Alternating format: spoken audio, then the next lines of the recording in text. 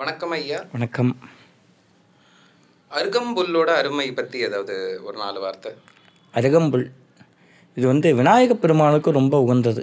விநாயகருக்கு அருகம்புல்லாட்டி அர்ச்சனை பண்ணால் ரொம்ப விசேஷம். அருகம்புலுக்கு சம்ஸ்கிருதத்தில் தூர்வம் அப்படிங்கிற ஒரு பேர் உண்டு. அந்த தூர்வத்துக்குன்னே ஒரு மந்திரம் இருக்குது. அதுக்கு பேர் தூர்வா சூக்தம் அப்படின்னு பேர். தூர்வா யாகம்னு அருகம்புல்லாட்டி யாகமும் பண்ணுவா. இந்த அருகம்புல் எதுக்காக விநாயகருக்கு ரொம்ப விசேஷம் அப்படின்னா, அனலாசுரன் அப்படிங்கிற ஒரு அசுரன் தேவர்களை ரொம்ப துன்புறுத்திட்டு வந்தான். விநாயகர் விஸ்வரூபம் எடுத்து அந்த அனலாசுரனை அப்படியே விழுங்கிட்டார். அவன் அனல் மூலியமா அந்த விஷமானது அவருடைய உடம்புல போனோன்னே அவர் அப்படியே போய் ஒரு புல் மேலே படுக்கிறார். அதுதான் இந்த அருகம்புல். அந்த புல்லை 2 எடுத்து சாப்பிடும் பொழுது இந்த விநாயகர்கிட்ட இருந்த விஷத்தன்மை எல்லாம் நீங்கிடுறது. அதனால இந்த அருகம்புல்லை விநாயகருக்கு வச்சு இது பண்ணினோம்னா நம்ம மனசில் உள்ள விஷத்தன்மைகள் எல்லாம் நீங்குங்கிறது ஒரு ஐதீகம். அதுக்கப்புறம் மருத்துவ ரீதியாகவும் இந்த அருகம்புல் ரொம்ப விசேஷம். நோய் எதிர்ப்பு சக்தியை ரொம்ப உயர்த்தக்கூடியது இந்த அருகம்புல். சீரான உடல்நிலை கொண்டு வரக்கூடியது அருகம்புல். இது ரொம்ப விசேஷம். காலங்காத்தால எம்டி ஸ்டொமக்கில் ஒரு கப் அருகம்புல் ஜூஸ் குடிச்சோம்னா எந்த விதமான நோயும் நம்மள அவ்வளோ சீக்கிரத்தில் அண்டாது. அவ்வளோ பவரானது.